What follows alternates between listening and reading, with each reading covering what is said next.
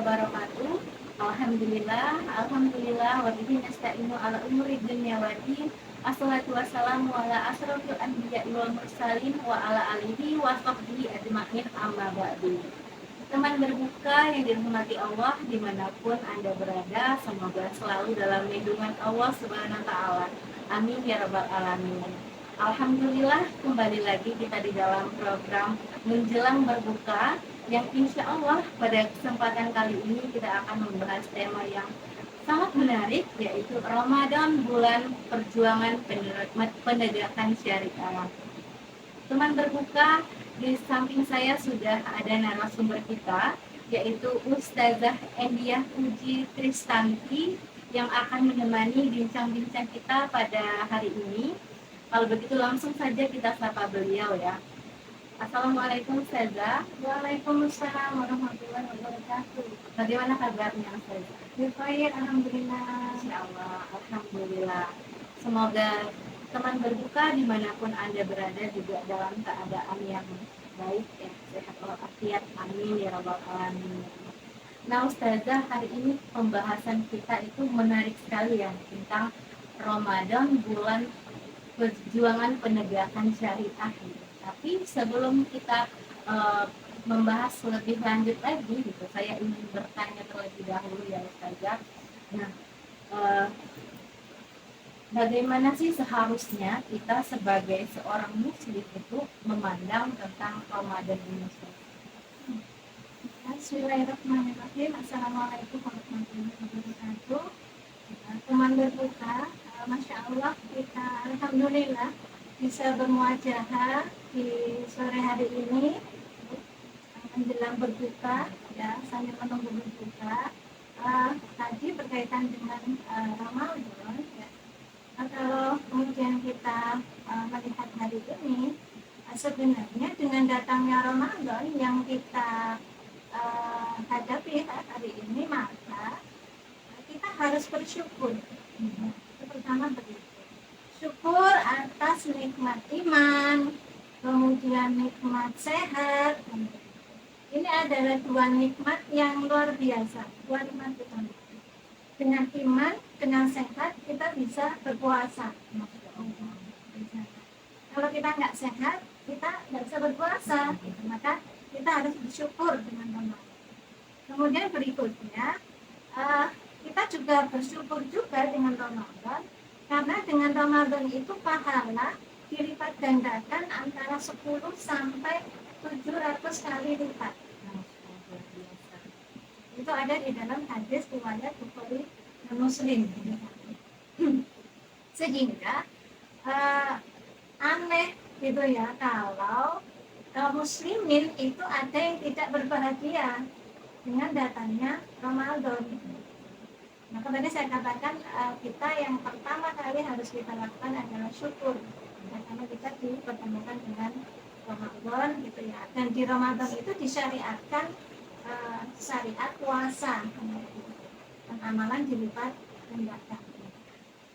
Masya Allah, teman berbuka, jadi luar biasa sekali ya. Seharusnya kita bersukacita gitu menyambut bulan Ramadan ini ya Ustazah, karena memang berlimpah pahala insya Allah akan kita dapatkan gitu ya.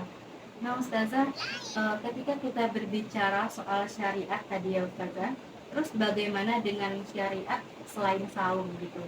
Apakah ada yang lebih utama antara syariat satu dengan yang lainnya? Lalu bagaimana nih kita mendudukkan syariat tadi di dalam kehidupan kita? Jadi tentang syariat, syariat itu berasal dari syara'ah atau tempat air minum, tempat sumber air. Kalau kita bicara sumber air, berarti kan itu ngalir terus gitu kan, nggak putus-putus gitu.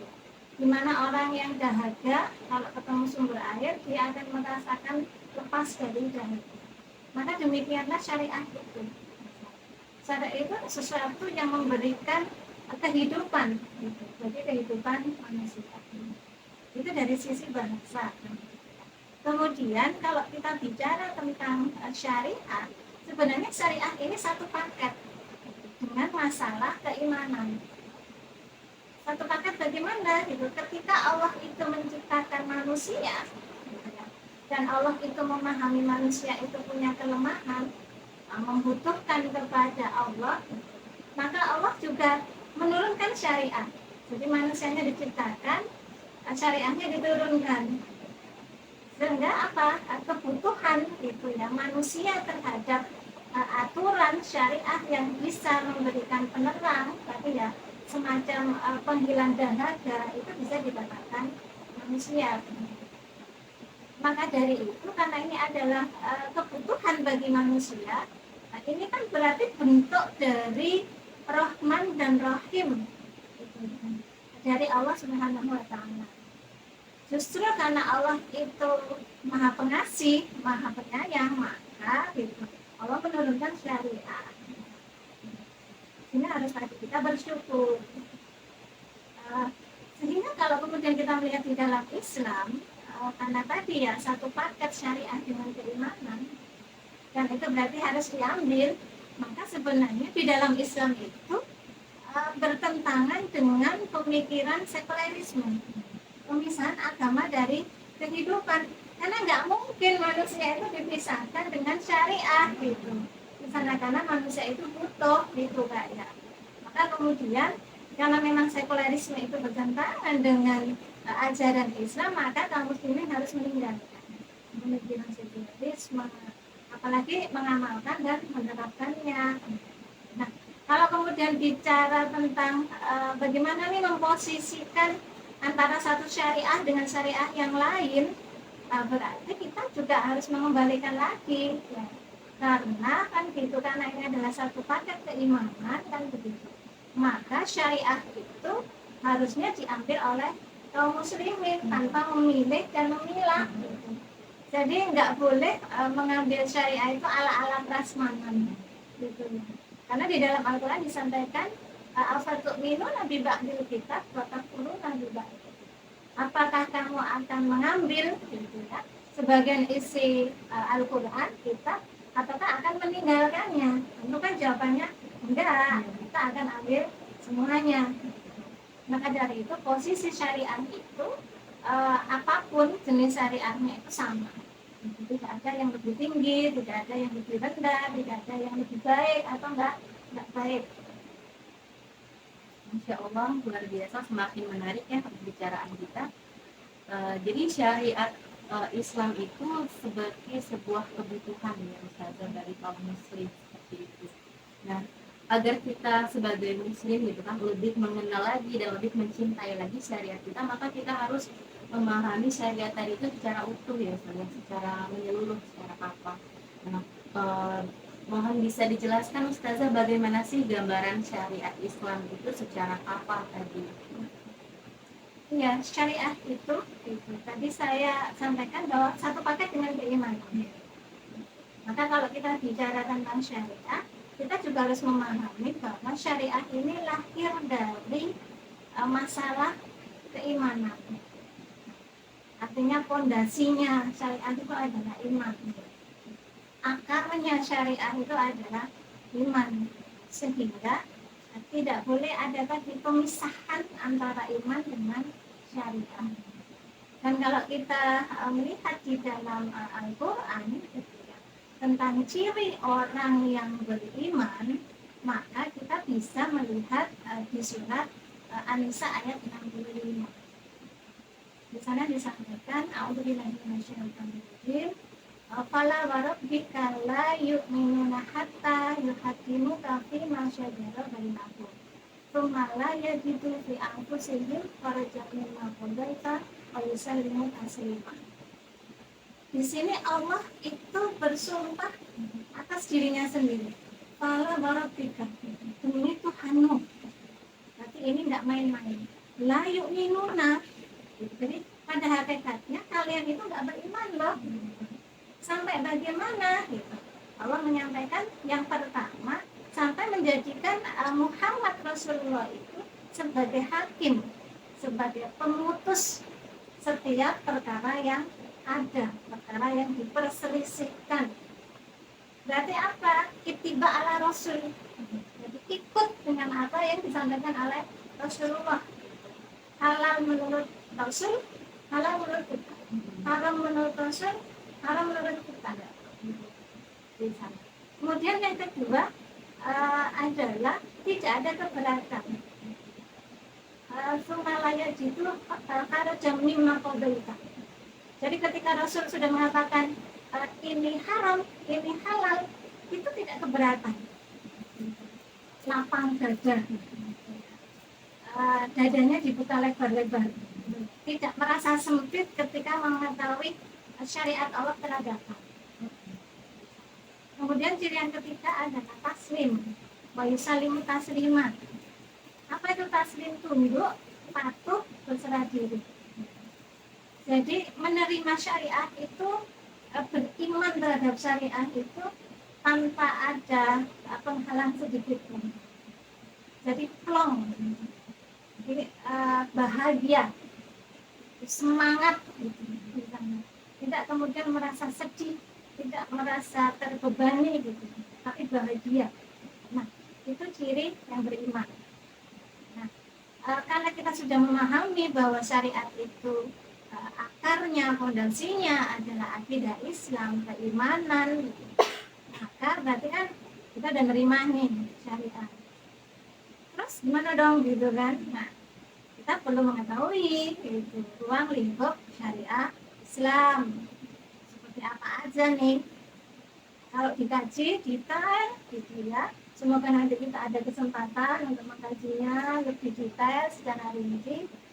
Karena kita mau berbuka, gitu ya, kita bahas singkat begitu.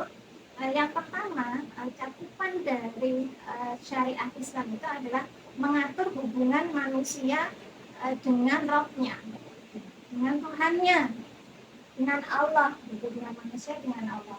Dalam perkara apa? Masalah keimanan, hukum iman, masalah ibadah. Nah, kita bicara kemudian selama ini kita mengenal hukum Islam. Jadi aspek yang pertama ini banyak begitu ya, berkaitan dengan masalah rukun iman, rukun Islam. Bagaimana sholat, puasa, zakat.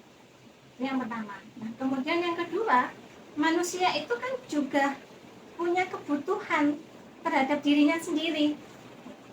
Maka kemudian turun syariat aspek yang kedua, yaitu hubungan manusia dengan dirinya sendiri. Apa itu? Masalah makanan, gitu. Masalah pakaian, minuman, masalah akhlak.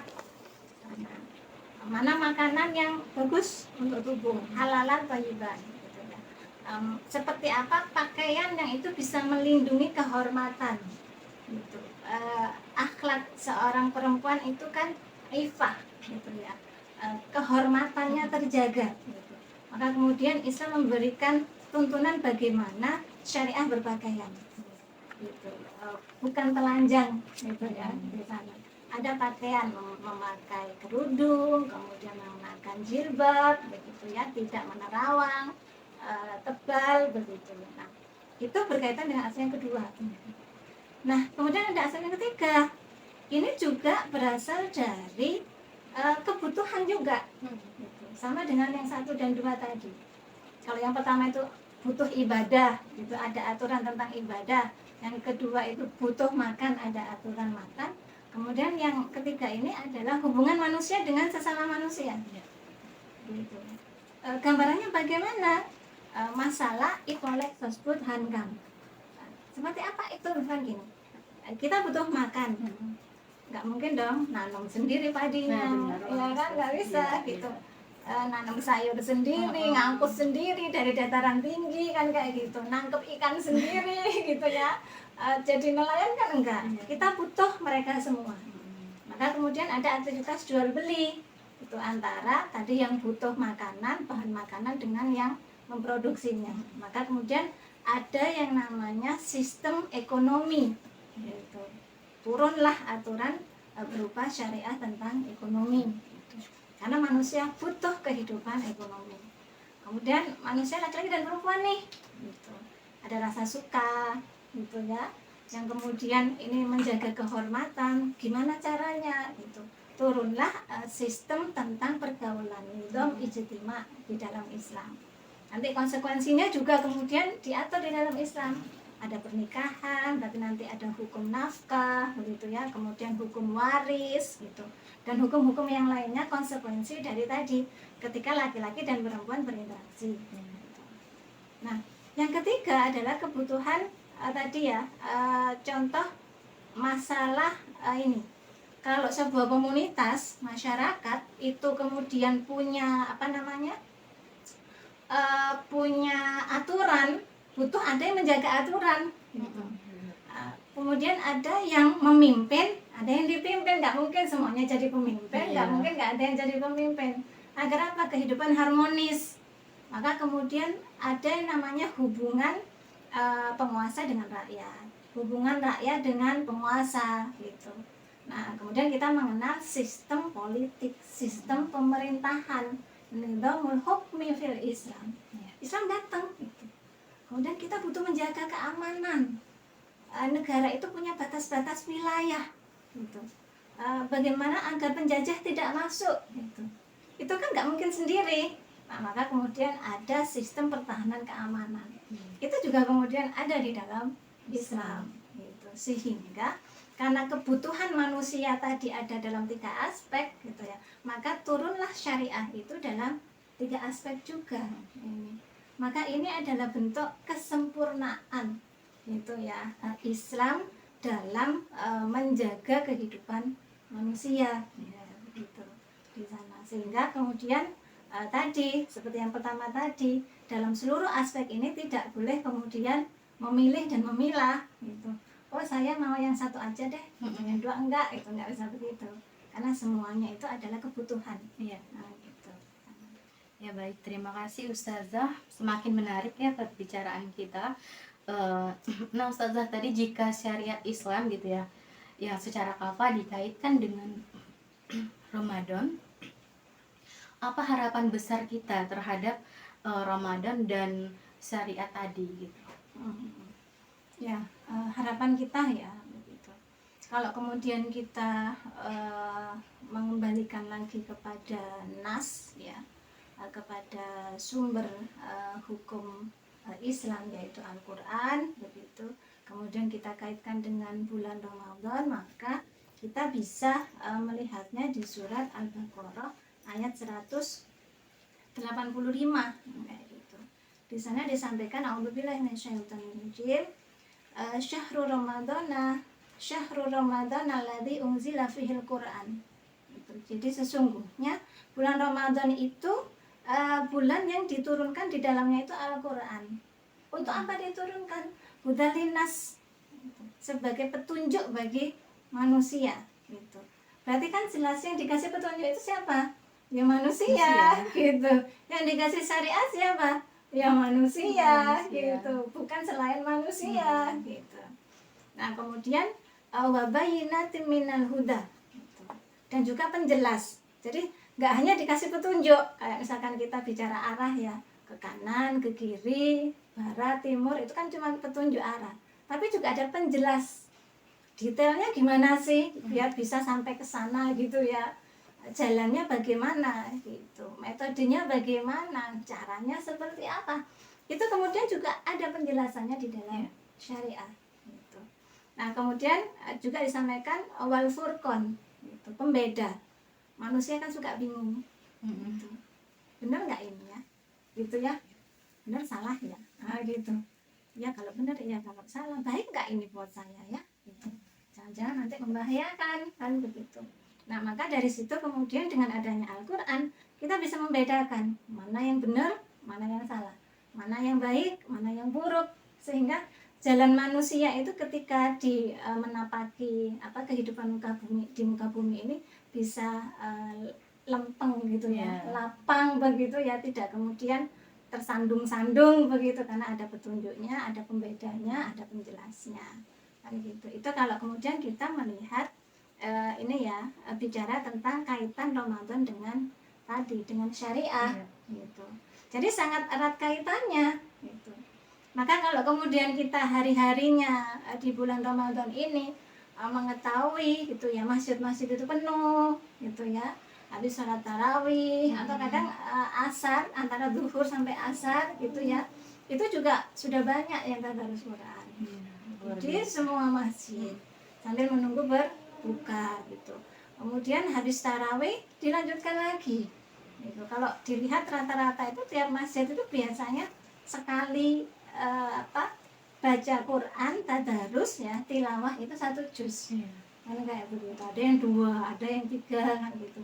Berarti ini kan menunjukkan bahwa kaum muslimin itu loh sebenarnya masih punya kesadaran bahwa Al-Quran itu adalah miliknya, bahwa Al-Quran itu adalah petunjuknya, gitu ya. Bahwa Al-Quran itu memberikan banyak kemuliaan. Gitu. Nah, kalau kemudian sudah seperti ini kan harus dilanggengkan nih, gitu ya. Kebiasaan kan gitu ya, membaca Al-Quran setiap hari, pahalanya berlipat. Gitu. Nah, apakah kemudian cukup sampai di situ? Ya ini kalau saya katakan ya mestinya naik level, gitu. Kalau tahun-tahun sebelumnya itu dibaca saja, gitu ya, mestinya mulai Ramadan ini kan kayak gitu, itu kaum muslimin harus meningkat levelnya, nggak hanya kemudian dibaca saja, tapi kemudian bagaimana dipelajari, ya, kemudian ditadaburi, gitu. Hukum apa yang terkandung di dalamnya, mana yang sudah kita laksanakan, mana yang kemudian belum kita laksanakan, yang dikaji kan gitu. Untuk apa dikaji? Gitu. Ya untuk dilaksanakan, untuk diterapkan gitu di sana. Bukan hanya untuk dibaca kemudian kita jadi tahu gitu di sana. Nah, sehingga saya menyampaikan menurut saya sebenarnya tepat kalau dikatakan Ramadan itu memang momentum untuk penerapan atau penegakan syariah Islam secara kafah gitu. Agar kita kaum muslimin itu hidupnya barokah, penuh keberkahan gitu ya, agar Allah itu ridho gitu. Karena kalau Allah itu ridho gitu ya, hidupnya berkah, kita bahagia. Nggak ada sesuatu yang diinginkan oleh kaum muslimin, orang yang beriman, kecuali keberkahan begitu. Dan untuk membuat kita semakin ini ya bersungguh-sungguh gitu dalam upaya untuk menerapkan ya, syariah Islam kan kayak begitu dalam seluruh aspeknya tadi gitu ya, aspek individu ya, aspek masyarakat, aspek kemudian berbangsa dan juga bernegara ya gitu, semuanya diterapkan. Maka untuk memahami itu biar kita semakin semangat dan kita tidak kemudian lalai begitu, kita bisa mengingat apa yang ada di dalam surat ini Al-Maidah ayat 44, 45 ya. Kemudian ayat Al-Maidah ayat 47. Di sana kemudian disampaikan wa man lam yahkum bima anzalallah faulaika humul kafirun. Jadi yang tidak menerapkan hukum Allah maka dia termasuk orang yang ingkar. Nggak mau kan? Nggak mau lah ya gitu. Kita maunya masuk orang yang tadi beriman, ya kan, muttaqin gitu ya. Kemudian yang kedua adalah waman lam yahkum gitu. Barang siapa yang kemudian tidak berhukum kepada hukum Allah, faulaika humul zalimun. Gitu. Dia termasuk orang yang zalim. Gitu. Nah, alhamdulillah ya, jangan sampai. Yang ketiga di 47 disampaikan siapa yang tidak berhukum kepada hukum Allah, dia faulaika humul fasikun, fasik. Jadi udah tahu nih, gitu, harusnya diterapin nggak diterapin, gitu di sana. Mau yang mana? Mau yang 1, 2, atau 3? Nggak dua-duanya, nggak tiga-tiganya gitu ya. Saya juga nggak mau. Saya nggak mau disebut ingkar, nggak mau disebut zalim, juga nggak mau disebut kemudian fasik kan kayak gitu. Kita maunya disebut mukmin, muslim, ya muttaqin kan begitu. Nah, maka dari itu sebenarnya dengan Ramadan ini mari kita bersama-sama ya kan dengan kaum muslimin yang lain ya, di samping membaca Al-Qur'an kan gitu yang kita bisa khatam minimal 1 kali dalam 1 bulan.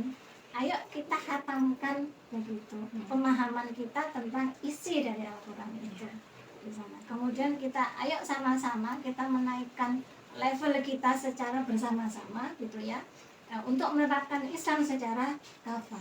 Karena tadi hukum menerapkan Islam secara kafah ya di seluruh bidang itu Lexus Hankam itu adalah sebuah kewajiban. Ya, dan Allah itu kemudian berfirman, waman ahsanu minallahi hukman liqaumin yuqinun. Jadi hukum siapa yang kemudian lebih baik daripada hukum Allah bagi orang-orang yang yakin, gitu. Ada enggak gitu yang lebih baik? Ya enggak, gitu Enggak ya. ada. Gitu. Kita bisa saja pintar-pintar semuanya, cerdas, bersepakat begitu untuk membuat sebuah hukum. Gitu. Tapi bisa jadi nanti di masa tertentu hukum itu udah nggak cocok lagi sama manusia di era itu. Kenapa? Karena tadi hukumnya berasal dari isi kepala orang di waktu lampau. Tapi kalau Al-Quran itu hukumnya berasal dari Allah Subhanahu Wa Taala, Zat yang menciptakan seluruh manusia dari awal kehidupan sampai akhir kehidupan dunia. Maka dari sini kan kita bisa kemudian memahami, ya kan, bahwa ternyata hukum Allah itu memang nggak akan ada yang lebih baik dibandingkan hukum Allah. Gitu.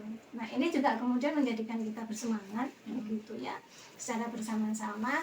Mari kita mengokohkan iman, gitu. Mari kita membulatkan ketakwaan kita, yang menyempurnakannya secara bersama-sama. Dan Ramadan ini adalah momentum yang sangat baik dalam rangka menuju penerapan Islam secara kafah.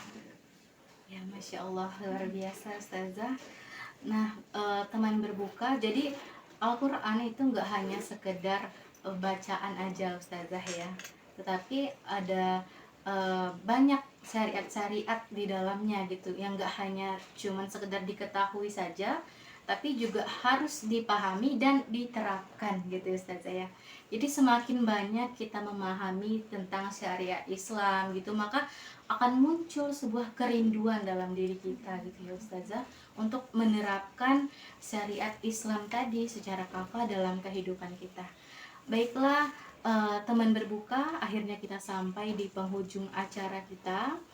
Sebelumnya saya ucapkan syukran jazakillah khair kasiran Ustazah atas ilmunya, dan terima kasih juga saya ucapkan kepada teman berbuka yang telah menyimak program ini hingga akhir. Mohon maaf jika ada kesalahan. Akhir kata, wassalamualaikum warahmatullahi wabarakatuh.